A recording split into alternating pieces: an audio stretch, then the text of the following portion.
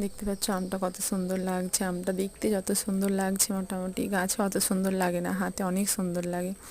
দেখো গাছে কীরকম লাগছে আমটা, আর হাতে আর মানে অনেক সুন্দর লাগছে দেখতে। পুরো হলুদ তো, দেখো গাছে ভালো লাগছে না অতটাও, হাতে অনেক সুন্দর লাগছে, তাই না? দেখো হাতে কত সুন্দর লাগছে দেখতে আমটা। এই যে এটা আমাদের এই গাছের আম, এই গাছের আমটা আর কি নতুন হয়েছে তাই কম হয়েছে, আর অনেক সুন্দর দেখতে, পুরো হলুদ হলুদ হয়ে পেকে থাকে, দেখতে অনেক ভালো লাগে আমগুলো।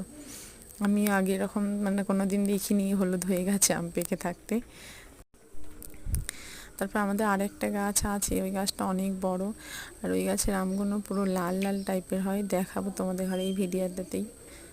এই যে দেখো লাল লাল টাইপের এই আমগুলো মানে কাঁচাই এরকম টক থাকে যে হনুমানও খায় না এই গাছের আমটা, কিন্তু পাকলে খাটা মিষ্টি পাইল হয়ে যায়, ভালোই লাগে মোটামুটি। এই গাছের আম অনেক হয়, আর মানে খুব একটা সাইজে বড় হয় না, কিন্তু আগের গাছের আমটা অনেক বড় বড় হয়, মানে ক্যামেরায় অতটা বড় লাগে না, ছোটো ছোটোই লাগে দেখতে।